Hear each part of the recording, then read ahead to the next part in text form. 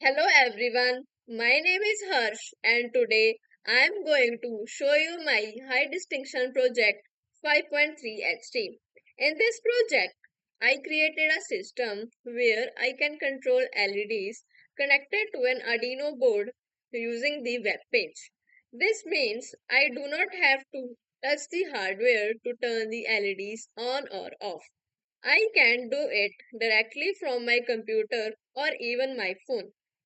In this video, I will show you the hardware setup, how the Arduino code works, how the web page works, and also how the Firebase database stores and shares the LED states in the real time.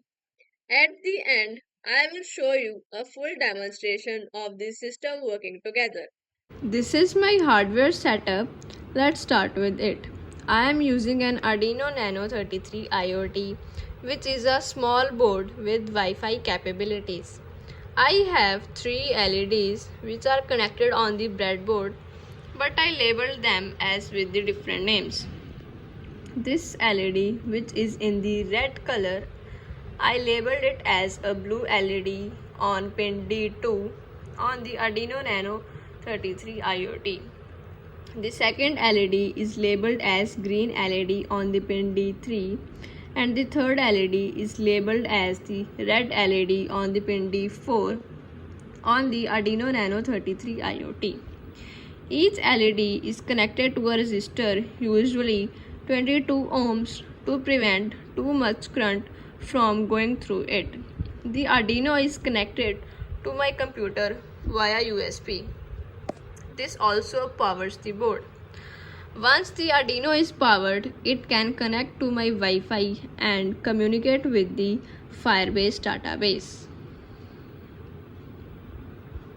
Now, I am going to explain the main functionality of my code, but before moving further, let's have an eye on my code once.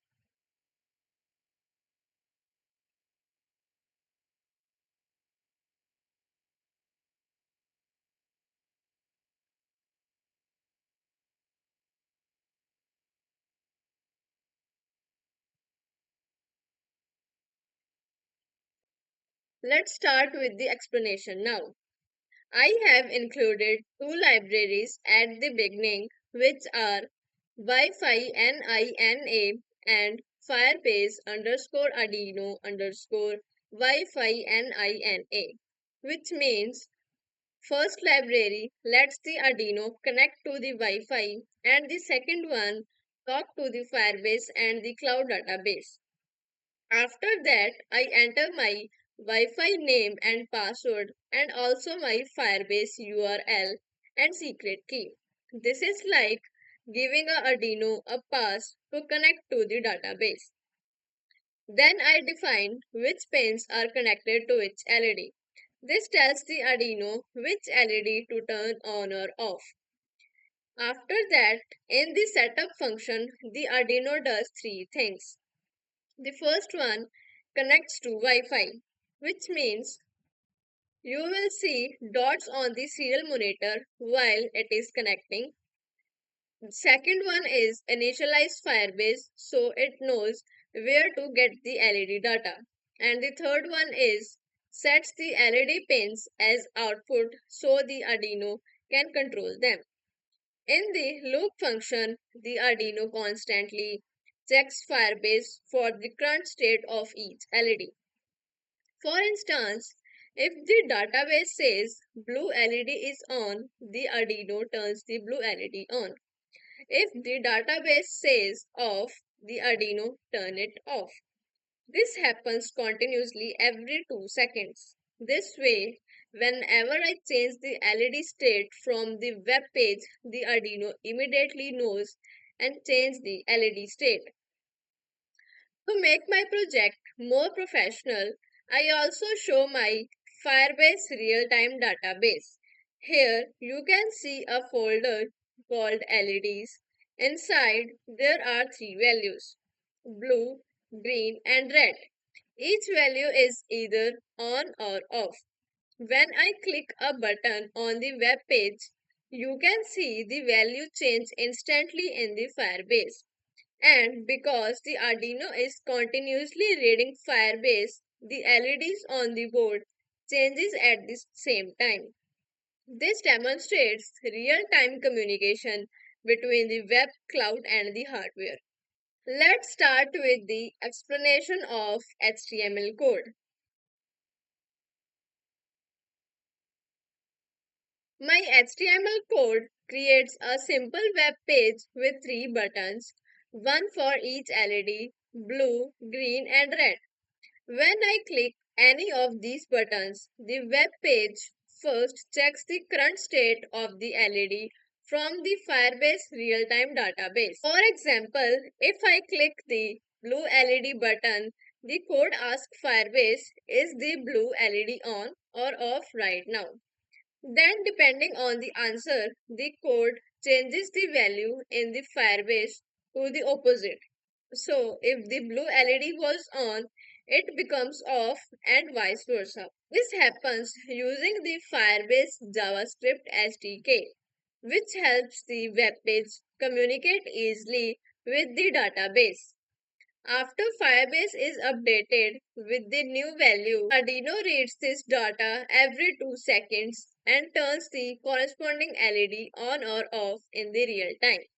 This way, I can control the LEDs remotely just by clicking on the buttons of the web page, and the changes happen instantly without any extra hardware or complicated steps.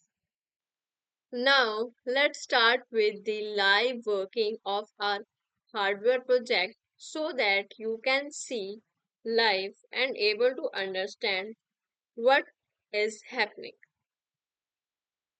First of all, we will go into the settings and turn on our mobile hotspot and then into the Arduino IDE where our code is written. Select the tool, save it and compile it. As I have already select my COM and port, so I directly click on the this tick sign so that it compile my code.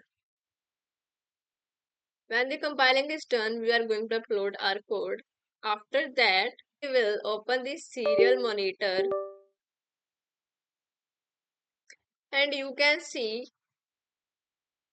it said Wi-Fi is connected along with its IP address, and it also said Firebase is also initialized.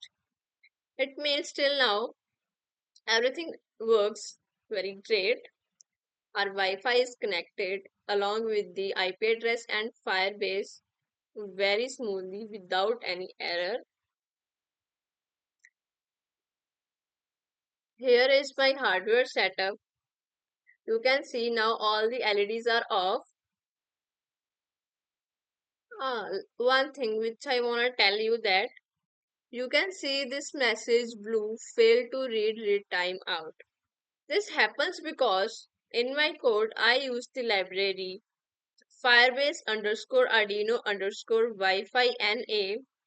This libraries cannot handle the timeouts, especially for the Arduino Nano 33 IoT when it detects the reading from the Firebase, as well as it doesn't able to detect the red trees, and it also not able to detect the Wi-Fi or network instability. So that's why you can see this error sometime. As you can see, it prints the values for the both three LEDs off, and you can see here now all the three LEDs are off. Let's go on to the our HTML code and run it.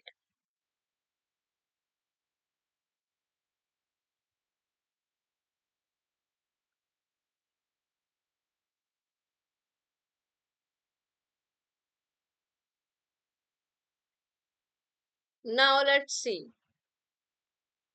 This is my real-time database. Here you can see my folder LEDs, and it has three values which are blue, green and red, and it is labeled as off. And you can also see the live values on the serial monitor, which is printing as the same, which are written in the real-time database Firebase of. Now, let's change the states of our LEDs by clicking on these buttons, which are appeared with the help of our HTML code when we run it. These are three buttons. Sorry. Blue LED button, green LED button, and the red LED button. First, let me explain you.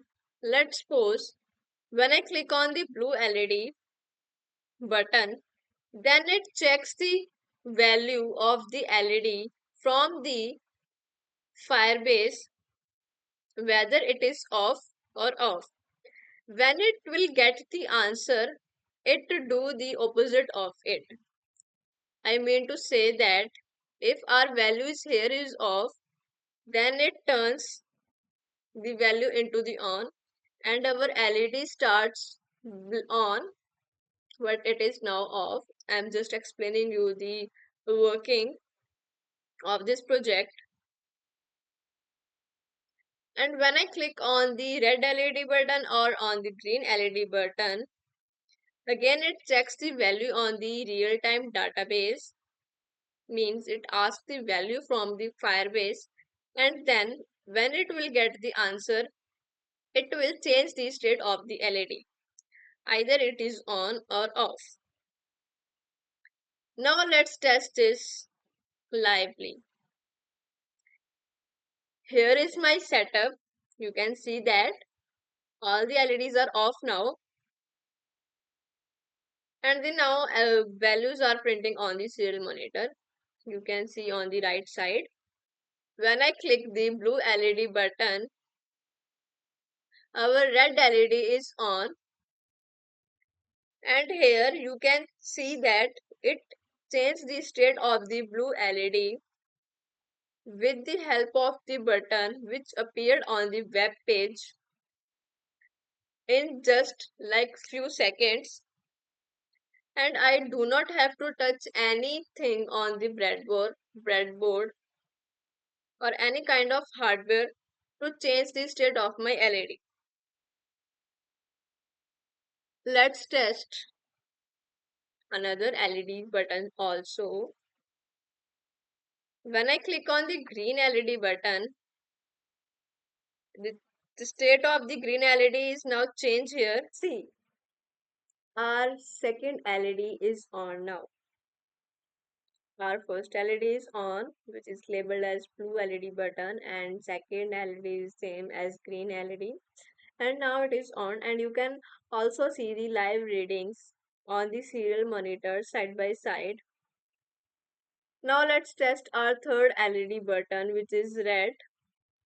When I click on that and my Firebase, it changed its value, means it changed the state of the LED into the on, as earlier it is off. And when Arduino gets the value from the web page or the Firebase, our third LED will on, and you can see it will on now. All the live readings are displayed side by side on the serial monitor. Now, if I click on the green LED button, which is in the center one, and it is on now, when I click on it, it changes the state into the off on the Firebase. And when our Arduino serial monitor gets the value, this LED will become off. Means this LED will change its state. So you can see that now our center LED, which is labeled as green LED button, is now off. And the values are updated also on the serial monitor. Again, if I click on the blue LED button, it changes the state in the Firebase, and you can see that our red LED is off now. It works the same as of the green LED button. When I click on the blue LED button, It checks the value in the Firebase. Earlier it is on. When it check the value, it do the opposite of it, means change the state into the off. And when Arduino gets the value, then it turn off the LED. If I click on the red LED button, everything works as similar of these two LEDs. See, now our third LED, which is labeled as red LED, is now off. You can see that all our LEDs are off now. Let me show you once again. Now I am going to on all the LEDs.